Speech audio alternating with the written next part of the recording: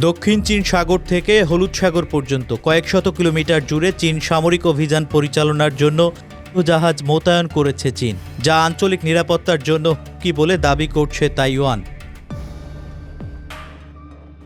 Presidential অফিসের মুখপাত্র current কু সাংবাদিকদের জানান, তাইওয়ানের প্রতিরক্ষা মন্ত্রণালয় এবং অন্যান্য নিরাপত্তা সংস্থা চীনের কার্যক্রম পর্যবেক্ষণ করছে এবং পরিস্থিতি সম্পর্কে তাদের সম্পূর্ণ ধারণা রয়েছে।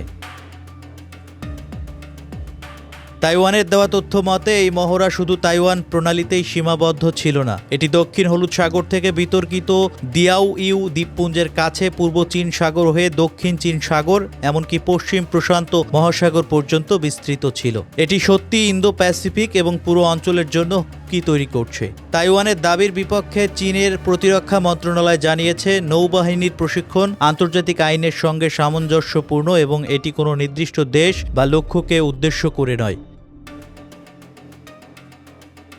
এদিকে তাইওয়ানের চীনের উপর সংযম প্রদর্শনের আহ্বান জানিয়েছে। কুও বলেন, আমরা এটাও আত্মবিশ্বাসের সঙ্গে বলতে পারি, আমরা এই পরিস্থিতি ভালোভাবে মোকাবেলা করতে পারব। তাইওয়ানের গোয়েন্দা সংস্থা চাই মিং ইয়েন সতর্ক করে বলেন, অক্টোবর থেকে ডিসেম্বর চীনের বার্ষিক মূল্যায়ন মহড়ার চূড়ান্ত মৌসুম। চাইনিজ কমিউনিস্ট পার্টি আপাত দৃষ্টিতে নিয়মিত সামরিক কার্যক্রমকে তাইওয়ানের লক্ষ্য করে মহড়ায় রূপ দিতে পারে।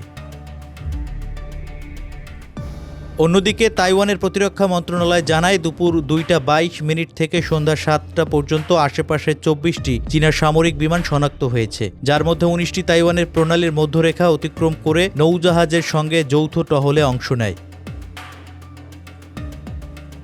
যুক্তরাষ্ট্র দীর্ঘদিন ধরে তাইওয়ানের প্রধান নিরাপত্তা সমর্থক হলেও প্রেসিডেন্ট ট্রাম্প প্রশাসনের কৌশলপত্রে ইঙ্গিত দেওয়া হয়েছে, এশিয়ায় যুক্তরাষ্ট্রের মিত্র জাপান ও দক্ষিণ কোরিয়ার উচিত এই অঞ্চলের প্রতিরক্ষার ভার আরও বেশি করে নিজেদের ঘাড়ে নেওয়া।